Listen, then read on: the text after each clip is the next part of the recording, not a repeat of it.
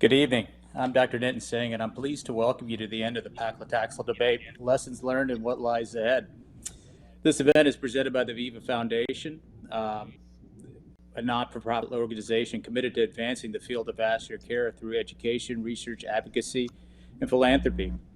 On July 11th, the FDA issued a new guidance for physicians and affirmed the safety of paclitaxel to treat PAD. This is after the 2019 meta-analysis, which kind of turned the world upside down with the paclitaxel debate. When the initial meta-analysis was released, Viva mobilized very quickly to convene a vascular leaders forum on March 1st, 2019, pulling together physicians, researchers, members of industry, and the FDA for a robust conversation to determine the way forward.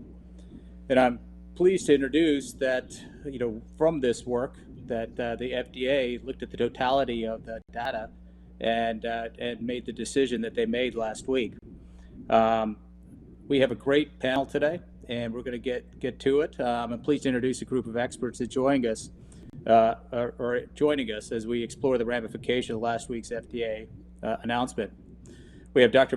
Bill Gray from Lankenau Heart. We've got Dr. Sahil Parikh from New York Presbyterian Columbia University. We've got Dr. Eric Sasemsky from Beth Israel Deaconess. Then we have Dr. Maureen Coey, Chair of Radiology at the University of North Carolina. We've got Dr. Parag Patel, Chief of Interventional Radiology at the Medical College of Wisconsin. We've got Dr. Sean Leiden, who's the Chair of Vascular Surgery at the Cleveland Clinic. We've got Dr. Peter Schneider from the University of California, San Francisco. And we also have Dr. Lady Watley from the FDA to get her viewpoint as well. For our viewers, please use the chat function to submit questions for our speakers and panelists, and we'll try to address as many of those as we can during the panel discussions. We'd like to begin with Dr. Peter Schneider, who will explain the background of the 2018 meta-analysis that sparked the safety warning and subsequent debate over paclitaxel-coated devices. I'm going to turn it over to Dr. Schneider. Yes, thank you, Nitin, for that. Thanks for the introduction. Yes, so we'll have a series of a couple of short talks, but lots of discussion. Thought we'd just kick it off with a brief description of that early time frame, the end of 2018, the patient-level summary-level meta-analysis that was published that got this ball rolling. So just to remind everybody, the efficacy of paclitaxel for FemPop revascularization has not been in doubt. There are numerous studies now. There are over half a dozen devices approved in the US for FemPop revascularization that deliver paclitaxel. On the left-hand side, you can see just a summary of 2-year target lesion revascularization rates between plain and coated devices or paclitaxel delivering devices. On the right, 2-year primary patency summary showing a strong benefit for paclitaxel delivery by DCB. So at the end of 2018, this meta-analysis was published. We're familiar with it.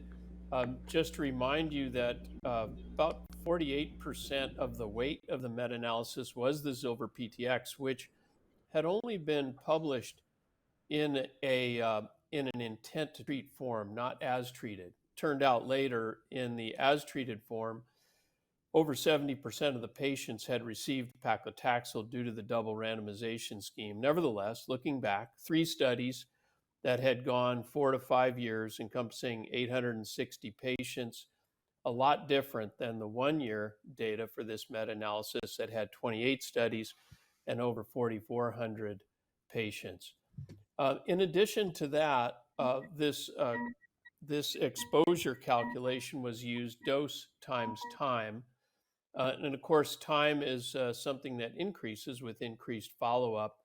The explanation for the use of this particular exposure equation hasn't really ever been clear. Nevertheless, it made the connection between a dose and the response. And that's important, as we'll see shortly. But nevertheless, this led to an almost immediate 20 to 30% drop in the use of paclitaxel. And the conclusion of the paper was an increased risk of death following application of paclitaxel-coated balloons and stents. So nothing about any other possibilities, just that there was an increased risk of death. And I think that combined with a biologic response or a dose response, I think was very strong information that we all had to take into account. Keep in mind, these studies were powered for 1 year patency, not long-term mortality. Also, that most of them had small control groups. Some of them 2-to-1 randomization, with leading, of course, to unstable estimates. Wasn't ever clear if DCB and DES should be in the same analysis or not. There were a lot of missing data points. It was reasonable to 1 year, but going out to 3 and 5 years, there was a lot of withdrawn and lost follow-up patients. There was a potential for bias that we've discussed over the years. And lastly, there was no real way to tell who actually got paclitaxel, because there's a TLR rate that's significant in the subsequent years. And there's also the other leg, which could have also received paclitaxel. Nevertheless, in assessing this concept of an association versus a causal relationship, this dose response concept becomes very important. Was never demonstrated again, but if there is a biologic gradient and if there is a proposed mechanism that makes sense, then you start to draw on the possibility that it could have been a causal relationship. So I think these are very important things to take into account. And the response, I think, was unprecedented by the community. Here are just some of the things that occurred: the stoppage of the SWEDE-PAD and the Basel III trials. The FDA was on this immediately with a letter in January, another letter in March, the Viva Vascular Leaders Forum. And then ultimately on August 7, the FDA put out this update, and they acknowledged the fact that the magnitude of the signal had to be interpreted with caution, that there were limitations in the data, et cetera, and that there was no clear evidence of a dose effect. Nevertheless, this was a pretty big deal, and therefore this last paragraph: when making treatment decisions as part of informed consent, consider that there may be an increased rate of long-term mortality, which of course is something that we all are concerned about. So lastly, the FDA then came with this update July 11, so just last week: paclitaxel-coated devices to treat peripheral artery disease, and indicated that upon reviewing the totality of the data, that this previously identified concern does not appear to be there, and that's fantastic. And so what we should talk about is how we got from 2019 to 2023, and that's the subject of the next two talks, with lots of opportunity also to discuss what we should do going forward. So very much. Thank you, Peter. I think that was a really nice summary. So next, we're going to ask Dr. Gray to continue on that and ask him for some additional context about some of the randomized control trial data that was presented. Thanks very much. I wanted to really leverage what Peter's already set up for us here to discuss kind of what's followed on since the original Katsanos evaluation. This is a slide which actually encapsulates most, if not all, the relevant data that's been developed since the time of the Katsanos publication. And I'm going to do this in about 5 minutes, but it probably represents thousands of hours and hundreds of people putting time, effort, and sweat into trying to figure out the science behind whether or not paclitaxel actually has a mortality effect. So in each case, I want to make sure that we have, credit given where it's due. So as Peter referenced, if we go from left to right, we're going to reference the first hazard ratio here, relative risk ratio of 1.93. That's from the Katsanos. And you'll see that it does not cross the line of unity, which is that horizontal line below all of these figures. The next analysis was from the FDA, was an executive summary, and then Eleni's subsequent analysis also more or less the same data, and you can see the data that's being used if you follow the numerical assignments here. The JAHA had 863 patients at 4 or 5 years. The two FDA analyses had about 950 and 10,000. And you'll see that the hazard ratio starts to come, sorry, the relative risk ratio, all summary data. Remember that this is not patient level data. So we have to talk about risk ratios. And the risk ratio starts to come down, but still does not cross the line of unity. Then we have the Viva and NAMSA analysis from both May and August of 2019 at the panel and then subsequent publication. And you'll see that the data is now doubled in terms of its numerical value, and the extent of follow-up is still pretty robust between 4 and 5 years. And again, the hazard ratio starts to come down even farther. Then a provocative study, which goes back to risk ratio, because we're looking at summary level data, but still interesting, was one from Ramon Varco and his group, looking at almost 2,300 patients, now with 5-year solid data, published data. So this is not patient level data, but it's a summary level data. And the risk ratio now is 1.19, and the confidence interval crosses the line of unity, making a non-significant risk. So these are the progressions of the data sets. Most of them summary data, where you see hazard ratio, or patient level data sets, and they are in chronologic order decreasing in their hazard or risk ratio. And I think the trends here are that there's increasing missing data which is being filled in. That's the first thing. The second thing is that you can see that numerically the data sets are becoming much larger, and that reduces the risk of type 1 error, that is finding a result which is not actually present. So these data sets are important because the trend is really critical.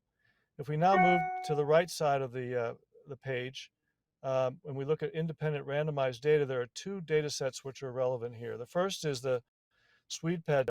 This was actually a randomized trial. This is an interim data set of about 2,300 patients with about 2.5 years of follow-up, but it goes out to 4 years. And the investigators for SWEDPAD, which had put their trial on hold until they had another interim evaluation, this one's a later one, published these data and found that the randomized data set did not find any mortality differences at about 2.5 years, but all the way out to 4 years in 2,300 patients, about the same number of patients that we've ended up with the JEVT article.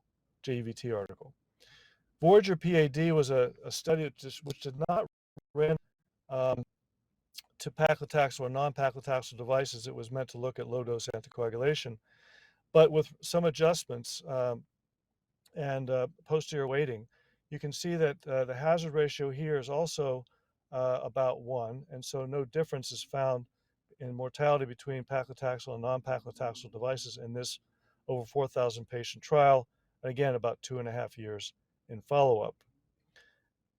And then we move to what is really the voluminous data sets, the observational data sets, which include a couple of data sets from the VQI registry, which show actually no difference, show either no significant hazard ratio in terms of mortality with paclitaxel use, or actually a frank benefit of paclitaxel use in this small data analysis from VQI. But again, the follow-up here is relatively short and not of the timeline or relevant timeline that was initially provoked with the Katsanos paper. And then on the call, Eric Sasemsky can speak to this better, but you'll see that there are hazard ratios here within Optum insurance data set, which is adjusted to try to remove selection bias and other confounders. But you can see 16,000, almost 17,000 patients with mean follow-up of over 2.5 years, no significant difference in mortality. The SafePad study, almost 170,000 patients and 3.5 years, again, spot on at almost a hazard ratio of 1. So these are, while they're very large data sets, they're very suggestive that there's no significant problem in real world use. they're still subject to some critique relative to potential selection bias and underreporting. And then we move into some of the uh, uh, uh, German data sets. I'm going to show the last three bubble charts here. This is the Freisinger data set. Ava looked at a second largest health insurer in Germany and got the data for 64,000 patients over 7 years of follow-up and found no difference between paclitaxel devices and no paclitaxel devices. And then using very similar data set, but splitting it off between intermittent claudication and critical limb ischemia, you can see that Barrett actually found no significant mortality effect to the negative for paclitaxel and actually a potential benefit in terms of mortality.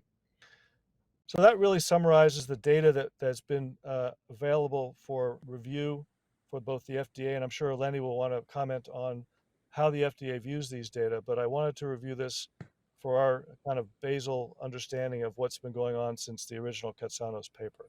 And with that, I'll turn it back over to you, Nitin. Thank you very much. That was fantastic. And obviously, we're rapidly going through this, but I think the whole point is we can have a pretty robust discussion on it. Next, I'd like to introduce Dr. Eric Sosebsky, who has probably done some of the most robust work on looking at the data in paclitaxel.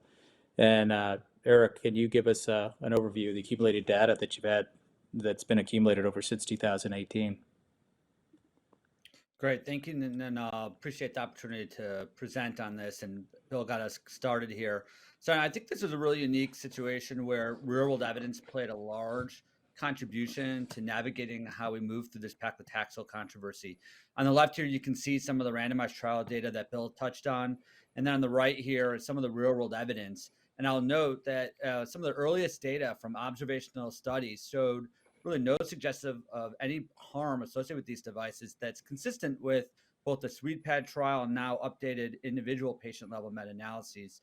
And I'm going to highlight 5 of them in red here just for the sake of time. All of these were equally contributory to understanding the potential risks and on harm associated with paclitaxel devices. So I was really proud to participate and lead the SAFE PAD trial here, demonstrating the utility of fast mobilization of real-world evidence among patients that we treat every day to evaluate the safety of these devices. And this was really an opportunity to leverage both unique codes that identify drug-coated devices and really high-fidelity long-term follow-up in terms of mortality. There's always a risk of treatment selection bias in real-world evidence, and we used a number of statistical tools that I won't go into that I really thought helped mitigate the potential harm or potential impact of biases in these type of observational studies. In the end, I think we ended up with a result that's going to be replicated in future and current randomized trial data. In this slide here, I show you the most updated data. These data have not been published, but were provided to the FDA and other bodies, and really looked at the most recent snapshot of the Medicare data set. 170,000 patients were followed since the time of the first drug-coated device approved in the US. And you can see now that we've accumulated at over 3,000 or nearly 3,000 institutions, a median follow-up time of 4.2 years and longest follow-up time of 7.8 years.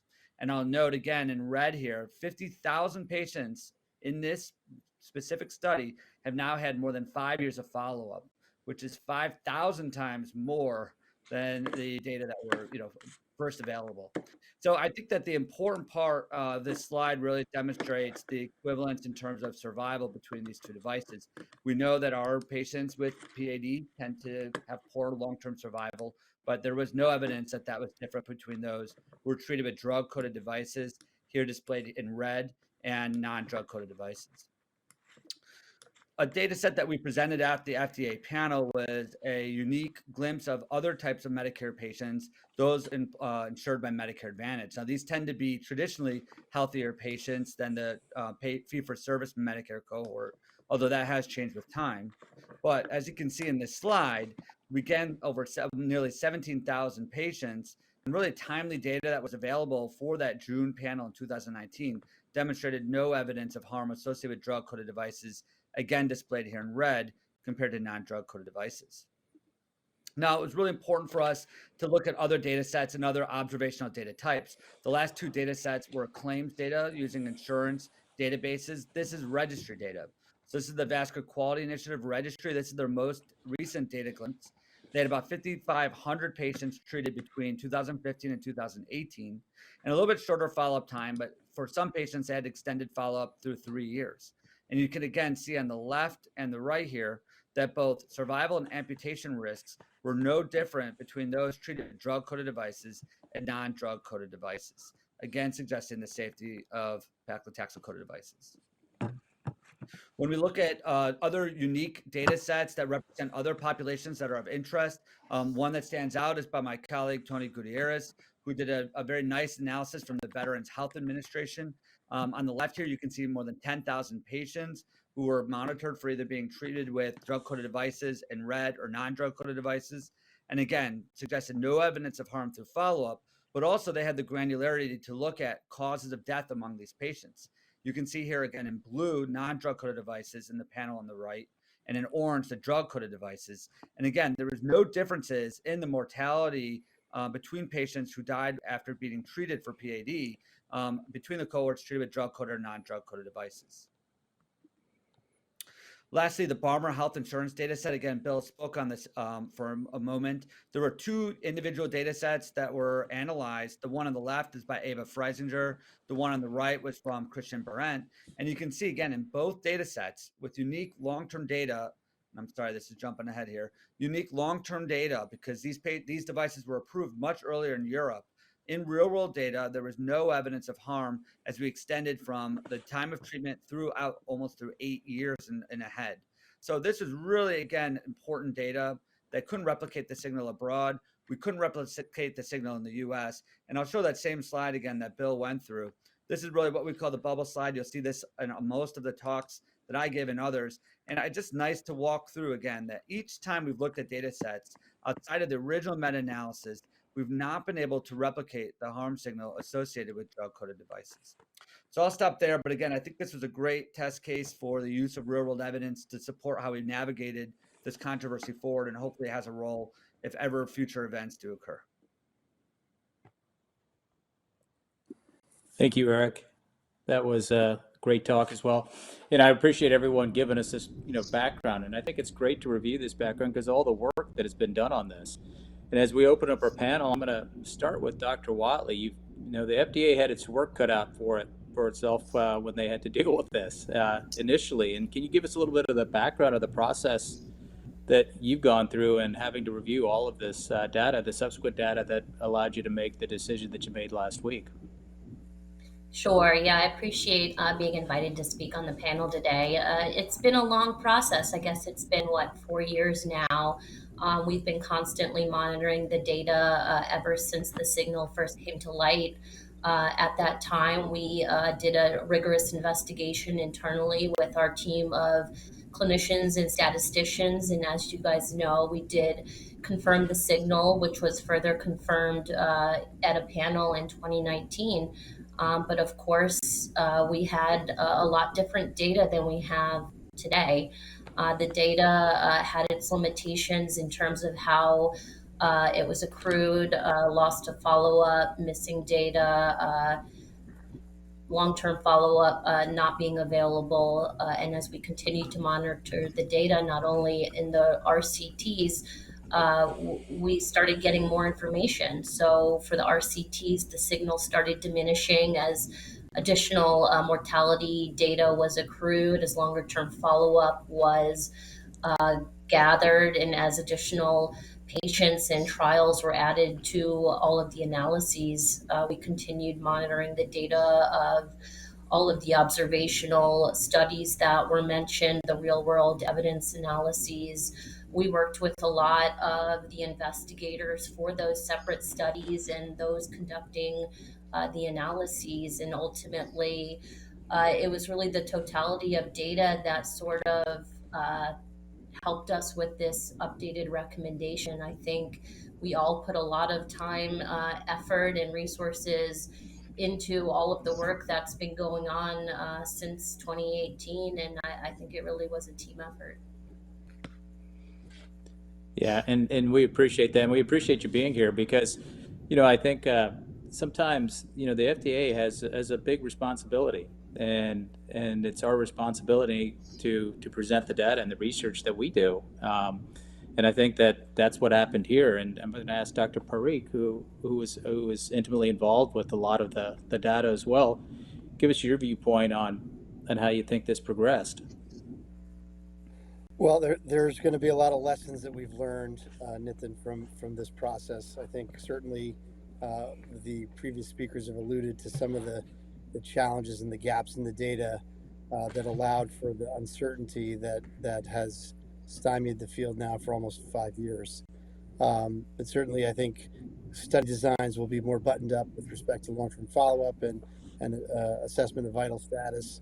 I think adhering to first principles, especially when there's a drug effect, and recognizing the absence of a dose response being a critical,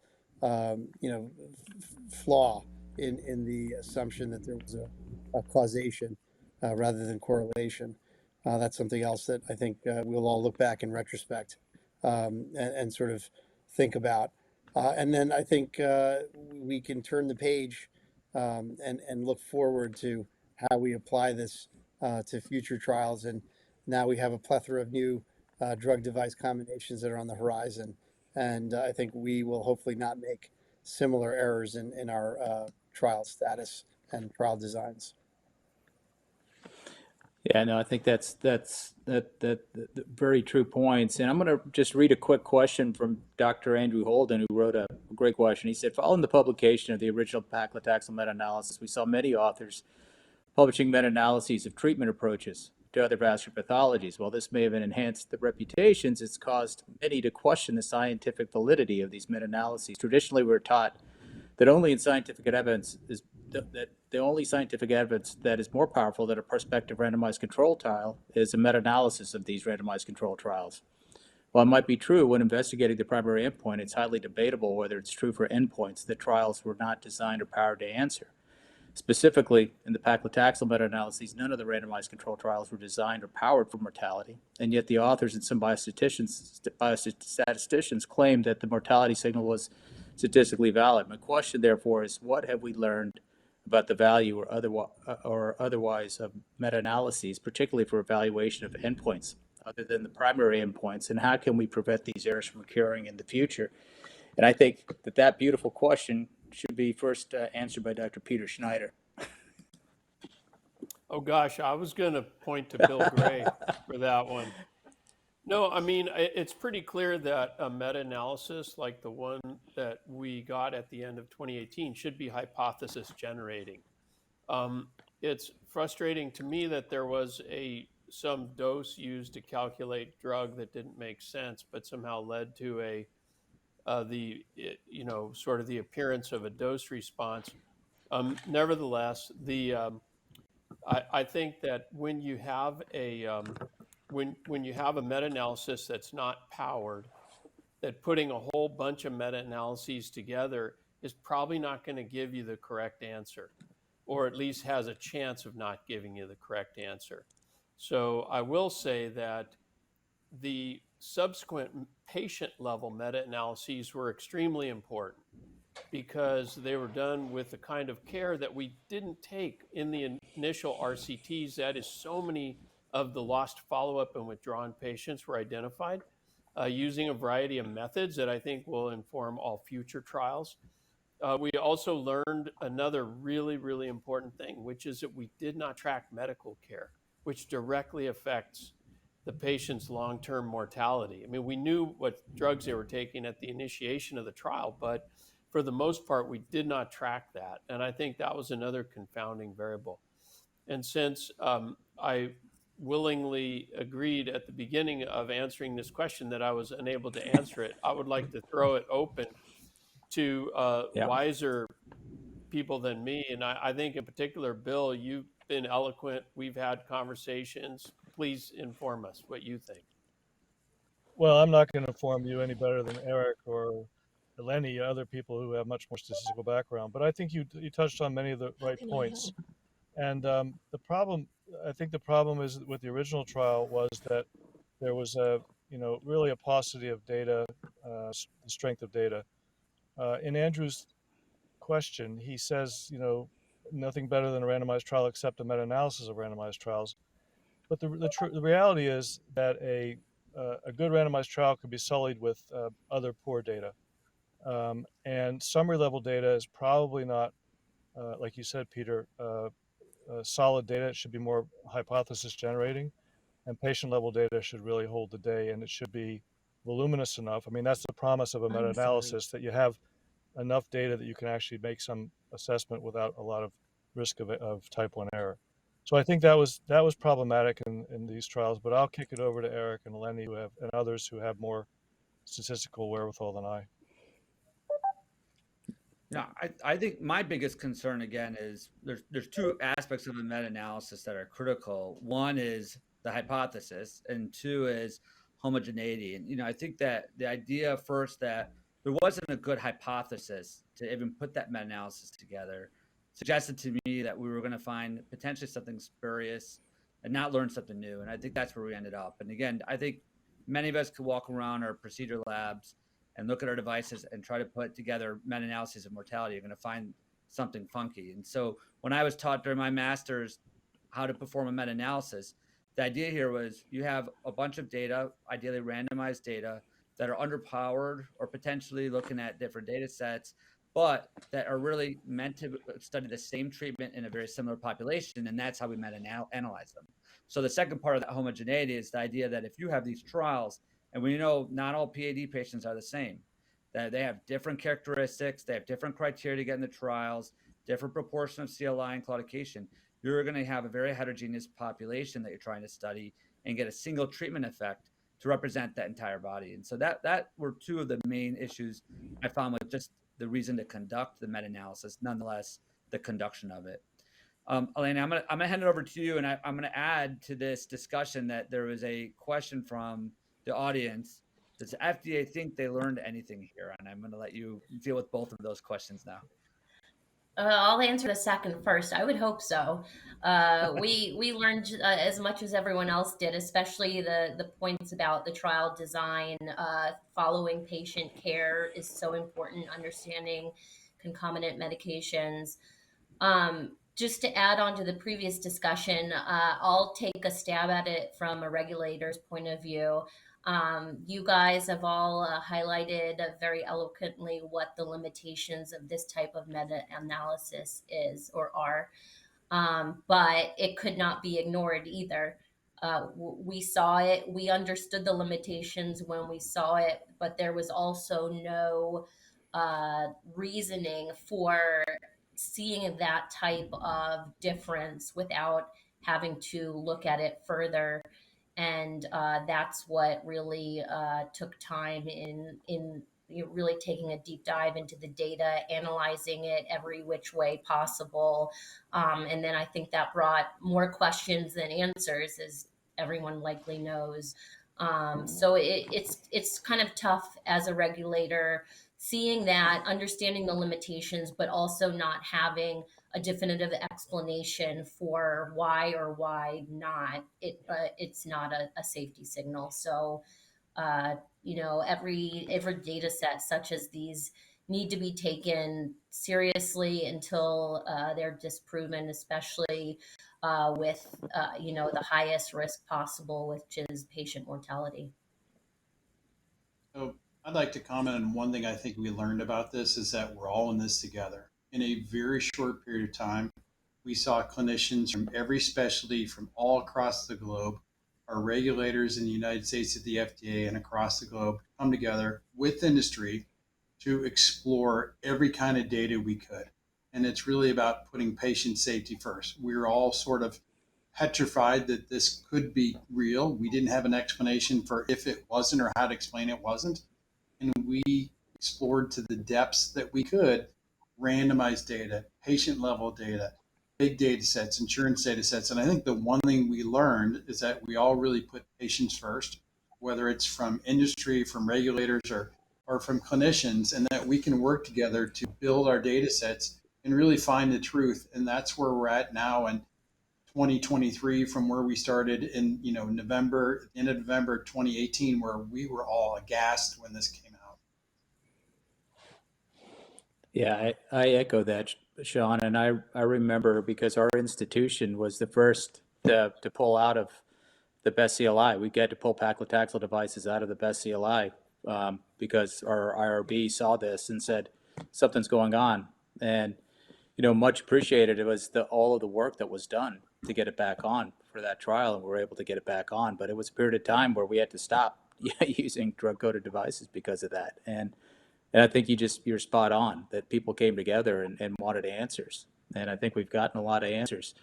As before we head off to this last one, I was just going to ask Dr. Sisemski, who has done a lot of this, and we're talking about meta-analyses and being hypothesis generating. At this day and age, we get a lot of meta-analyses, we get a lot of registry database studies, and sometimes I do believe they're hypothesis generating. Some of them lack the granularity. How are we moving forward with coming to definitive conclusions versus just being hypothesis generating? Nobody ends a manuscript or paper saying this is a hypothesis. Yeah, it's a great question. This is an absolute area of evolution, an area that I spend all my non-clinical time working on is how do we create real-world evidence that is regulatory ready, but observational in nature. And, I will say again that speaking to SAFE, PAD, and other data sets that I highlighted, there are key essential items here that differentiate them from a random paper that might show up in a journal you read that's observational in nature. And I think the key aspects here is treating it like a randomized trial. This was pre-specified. The protocol was published. It was done with FDA involvement and design. So there wasn't any tweaking and manipulating the statistical approach, the variables, how you represented the data. This was all a planned, executed performance. The other one is we have many ways to test for what we're all worried about, which has been brought up a couple times here, which is treatment selection bias. So putting these opportunities to look for the biases while you're performing these studies and be willing to accept if the bias exists differentiates this from what we're used to, again, seeing in a willy-nilly journal. And so I think, again, this is an area where it's still in progress. There's a lot of novelty to the statistical methods that not everybody's comfortable with. And I think we're never going to feel comfortable without randomized trial data. And this is not an area where we should be without randomized trial data. The goal here was to bridge us to when we have a definitive answer. And here we were lucky to have accruing data from pivotal IDE trials, as well as the SweetPad trial, that all together was able to paint a picture of safety in the end. And I'm really proud that we were able to look at alternative data sources to keep these on the shelf, even in a limited fashion for our patients. Great, thanks, Eric. We're going to go ahead and turn our focus for the rest of the session to lessons learned and key takeaways. And we're going to ask Dr. Maureen Coey, who's the chair of a large department of radiology and has to deal with this and is also a PI of a large clinical trial, what her takeaways on this and what are we going to do moving forward and some of the lessons and things that you've encountered. Well, thanks so much for having me on today. This has been such a great discussion, and I think it leads very nicely into my topic. I think I recall exactly where I was when I first read that meta-analysis and when I spoke at the Viva session on this. What direction do you choose as a scientist, as a physician scientist, when you're in the midst of either designing a clinical trial or you've launched a clinical trial and you have this data? You can't really just choose to ignore it, right? We've already seen examples of halted clinical trials. They've already been discussed. And I do think a lot about the millions of patients who weren't treated with drug-coated balloons or eluting stents as a result of this meta-analysis. And I think of the millions of dollars that were spent trying to come up with better long-term data that would demonstrate the safety and efficacy, which again taught us that we need to, as has been mentioned, be more diligent in our follow-ups, right? That it's not just enough to show short-term safety and efficacy. We need to prove long-term outcomes. And I think that's something we've all taken into consideration. But Where did some trials or investigators find themselves as we were getting some of this promising data that Eric nicely summarized? That there was maybe correlation but not causation with respect to the paclitaxel effect. And I'm proud to lead the Elegance observational trial. This is a drug-eluting registry that is evaluating real-world treatment of lesions in the peripheral vasculature. And the main goal of this trial, besides just getting long-term outcomes that we normally get in clinical trials, was to have a very draconian, very prescriptive focus on the efforts to screen and enroll diverse groups of previously underrepresented patients in PAD trials, mainly women and underrepresented minorities. So we chose to, and in a very challenging, difficult time, we believed in our device. We believed in the data that was coming out, as Eric summarized nicely, that we were going to continue to advance research and science and look at how PAD could be treated in women or in underrepresented minorities, with the goal of having equal to or greater than 40% women and 40% underrepresented minorities in a clinical trial. So I think that and Elegance is certainly not one, is not the only one. There's other trials that kind of continued to enroll and initiate in light of this concern, but it taught us that we do need to be more, as we discussed, again, more prescriptive about our follow-ups and making sure that we are looking at long-term outcomes and not just the short term. Is this safe? Is this effective? Can we get it on the shelf? So I'm happy to talk about this more, but I think another topic that was very near and dear to my heart at the time of this controversy, I was a division chief of interventional radiology, and now as department chair, I just want to echo what Sean Leiden said. It really was a great time for all of us, because on this panel, we have interventional radiologists, we have interventional cardiologists, we have vascular surgeons. We all treat these individuals, and we all need to come together and decide at an institutional level, what are we going to do? Are we going to just completely, stop using a device? Because this could happen again. Or are we going to mandate additional informed consent? That's what we did at the time at UCSF. We had to have a whole new consent for the fact that there may be a signal towards mortality, and we're not really sure, but we'd like to treat you, but this is something that we're not really sure about, so we have to inform you. And then we had to navigate some challenges with respect to new research that we wanted to do using the device in an off-label setting, in other areas other than in the peripheral arterial vasculature.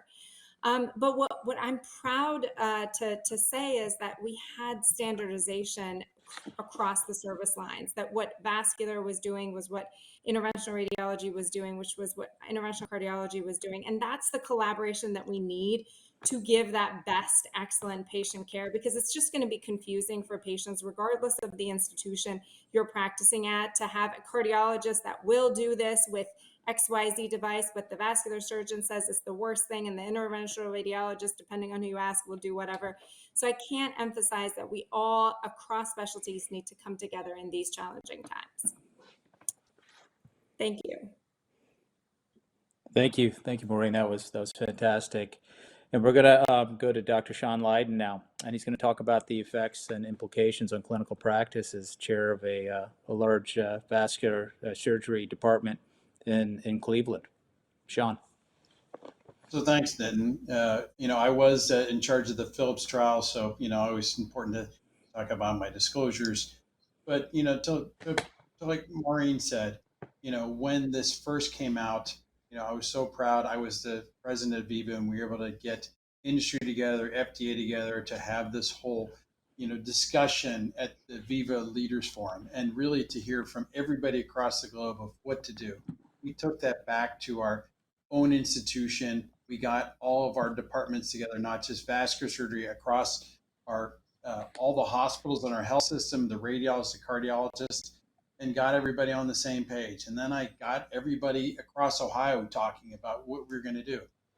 But when the FDA took this very seriously and they came out with the August update, it made everybody's lives a little concerning because there was a mortality signal. We didn't know if it was real or not. We didn't know what to do with it. And it made that whole discussion we had with patients really awkward.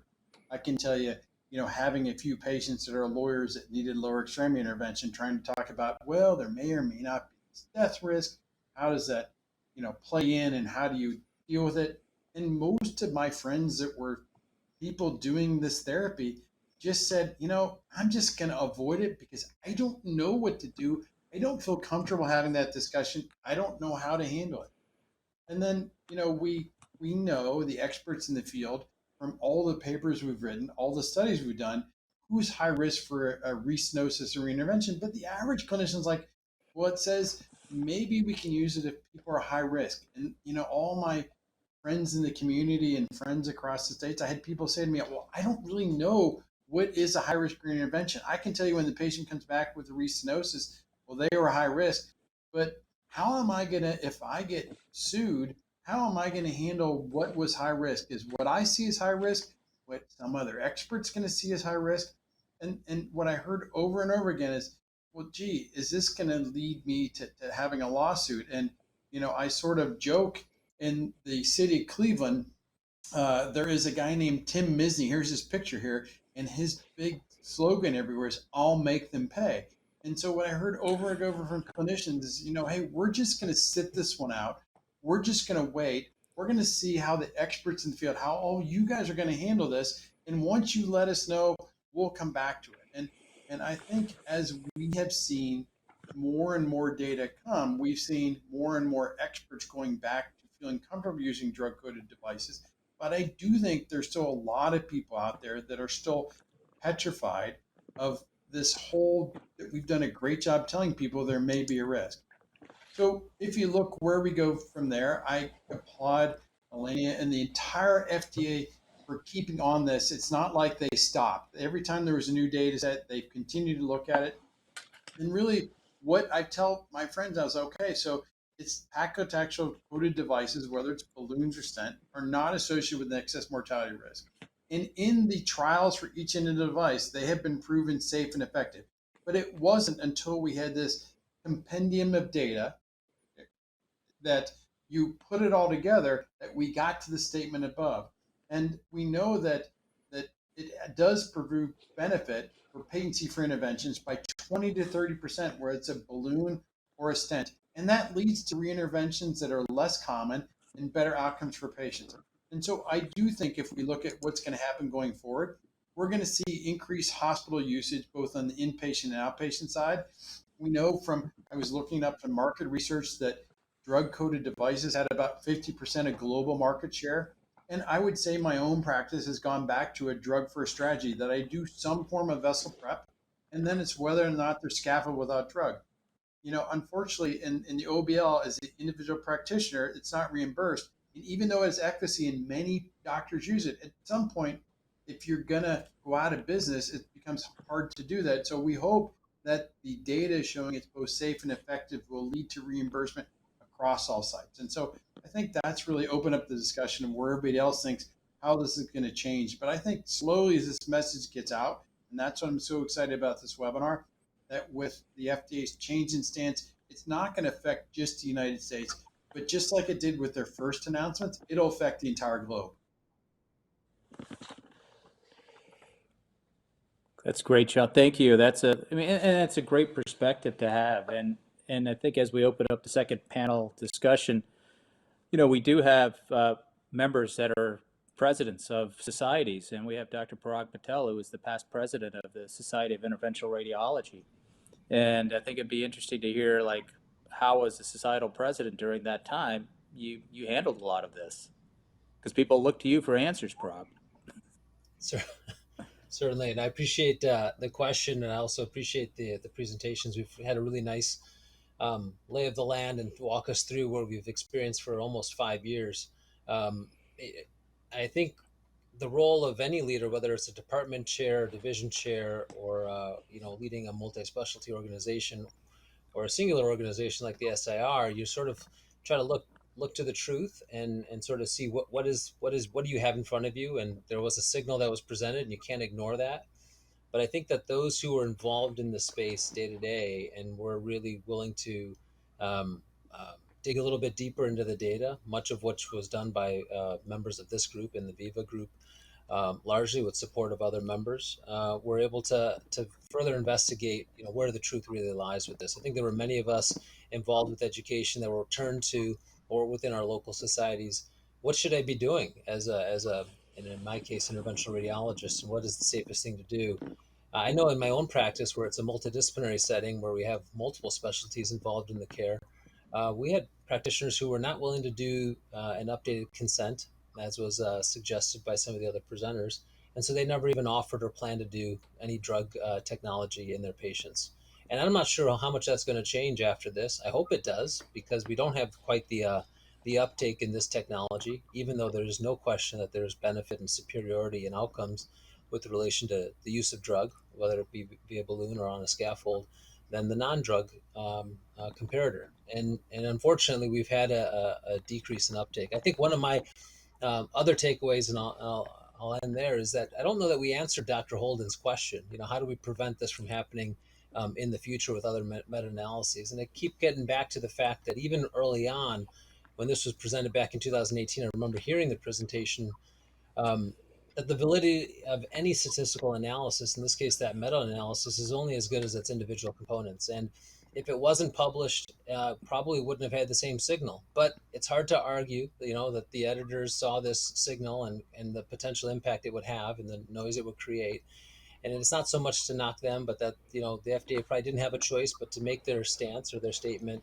But I applaud the fact that they were willing to continue to work with that, partner with providers who are in the space, and work closely and continue to reevaluate the data to ultimately come to its hopeful conclusion, which was this past Monday with the updated statement.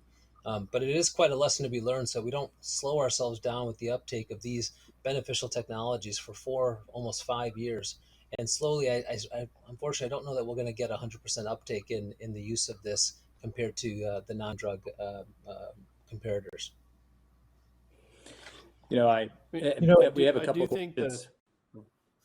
Well, I Go was ahead, just Peter. going to mention, just to follow on what Parag said, I do think that the quality of the analyzable trials going forward in the next iteration of our, efforts to develop drug delivery are going to be so much better in terms of the quality of the follow-up, the assessment of medical management, the crossovers, which we really didn't track. And ultimately, I think those are the things that contributed most to the fact that the data was not, that we got the wrong answer on the initial go round. That's just my 2 cents. Sorry to interrupt. I, No, I Peter. wanted to add to that, Peter, but I think that those are valuable lessons that we can take away from this. And I think that being self-critical about the process here over the last 4.5 years is incredibly valuable. But we also shouldn't self-flagellate here, because science is messy, and the messier, the better the result, and the more solid the outcome. I think everybody here had an open mind to what the possibilities were. Nobody anchored on a specific, outcome, and we looked under all the, crevices and tried to figure out what was going on. And I think that, to me, gives us much more credibility when we talk like we are tonight, based on hard-fought data, to say that there's no effect or there's no mortality effect, and refute what was incomplete data and some difficult analysis. So I just wanted to throw that in there. I think it's important. What happened here, the process is critically important. I think, as Peter said, is that we have to be better on these trials too, and we learned a lot about how to conduct these and perhaps the follow-up. One of the questions I wanted to ask the panel, and I'll go around the circle here, is how many people do you think are going to just start that weren't using it, are going to go back to using paclitaxel devices? There's probably some people that haven't used it in the last couple of years, and so I'll start with you, Bill. What's your thought on that? Well, I take my percentage estimate from the number of people who believe in UFOs. So I'll go with about 15 to 25%. So, All I right, think I I think that it's difficult to persuade everybody, and that's the beauty of of an open society. And so I think that there'll be some people who will not be convinced. who always worry that there might be hurting their patients, and out of good intention may not go back fully to paclitaxel. But I think the majority of people looking at these data will be convinced. All right, I'll go. Dr. Coey, what do you think? Well, I'll be the more controversial person. I believe that the level of evidence has declared itself, thanks to everything that we've discussed tonight, that of all the investigators. I do believe, though, that reimbursement will continue to have a very strong role in whether folks are going to use it or not. And I don't want to bring all the events of earlier this week or on Sunday into this webinar. But if you want to practice evidence-based medicine, we had Peter show us the beautiful slide. There are clear bars that drug-coated, drug-eluting devices are superior in terms of, efficacy. So you would imagine that we'd all want to use them, but we don't. So I think until we can figure out how to ramify that reimbursement science, we're still going to have some folks who don't use it despite the evidence. All right, but you didn't give me a percentage, so I'll move on to Dr. Lyden. So if I look at the people that are still not using it, I think probably 2/3 will go back to using it. I think Bill's right. About a third will just still, they're comfortable with what they're doing. They don't see a concern. They're still afraid there might be something going on, and they're just going to sit tight. I think it's no different than when there's any new data. When people alter their practice patterns, they get very comfortable in their ways. And until there's new data sets or new technologies out there, they probably won't change what they're doing. So I believe it's still a good third will sit tight, not readopt drug-eluting technologies. All right, Dr. Parikh, what's your thought? Yeah, I'm more optimistic that more people will adopt these new devices. I'd also remind everybody that the next generation of drug-eluting technologies are here in clinical trials, and they're going to have to be randomized against paclitaxel now. They're not going to be randomized against plain old balloon angioplasty. And so I think, reading the tea leaves, I think just as we've seen with coronary drug-eluting stents a decade plus ago, eventually drug-eluting technologies is going to be the superior safe strategy that will become the de facto standard of care, at least in interventional cardiology. Or appropriate use criteria already point to DES and DCB as the first line definitive therapy. And I would hope that's going to permeate all of the different criteria and guidelines. So I would say the overwhelming majority of people in the next 5 years are going to be forced by virtue of efficacy data to move towards drug-eluting technologies. All right. Well, I think we got a wide variety we're going to get about the save. Dr. Sisemski's got some questions, I think. What do you got, Eric? Yep.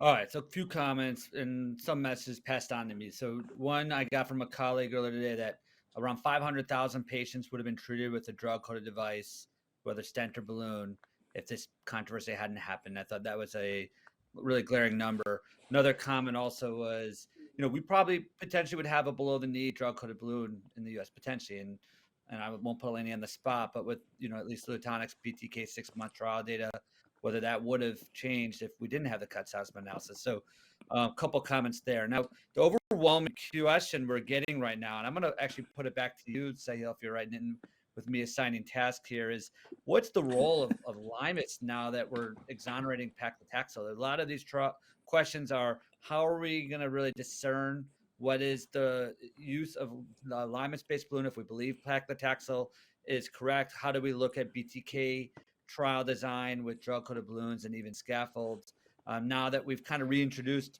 our best tool back to the market full-fledged?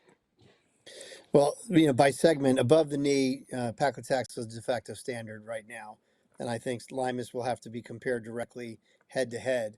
And if there's not equipoise there, whichever technology has superior efficacy likely will win.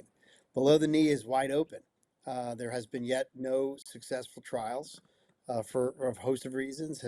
And the brass ring would be to find some efficacy there. And we've seen signals of Limus efficacy on scaffolds. So we're hopeful that we'll continue to see that in the near future. So I think that there continues to be value in exploring different anti-proliferative therapies. We saw in coronary disease that taxanes actually ultimately lost out to limus agents.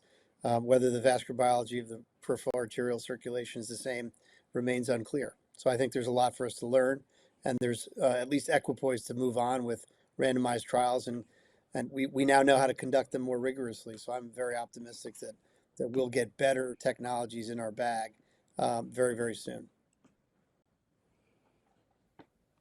Well, fantastic. I think as we come to a close, I think it's always great to have one person put all this together, and I think Dr. Schneider always does a really good job of kind of putting things together at the end and giving us some answers. You've done a lot of work on this, Peter, and I congratulate you and the team and everyone else for everything you've done. But tell us what you think. Well, as have a lot of us been very interested in understanding this. I'm going to agree with Sahil Parikh. I'm going to say 10 years from now, it's going to be hard to imagine a bright future for vascular treatment without the combination of biologic therapies along with our mechanical treatments. And so I think that's going to be steadily improving. And as he said, as now that we know better, about how to design a trial. But I'll just say during this time frame, we've gotten smarter about epidemiology, about causation, about statistics, about trial design, about how to work together, about how to collaborate. I'd say, even though it was a challenging time frame, it's going to turn out in the end to make our field stronger. And it's going to be, even though some patients got less efficacious therapy during that time, ultimately, I think the future is bright for the next generation of practitioners and also for the patients that need care during that time. Well, that's fantastic. And, our hour is coming to an end, and I think we got a lot accomplished. And I'd like to thank all of the panelists for taking the time to be here tonight. I know we're on different time zones, but we've got majority across the United States represented, and it's late in some places. But thank you guys very much. I think the discussion was great, and let's move forward.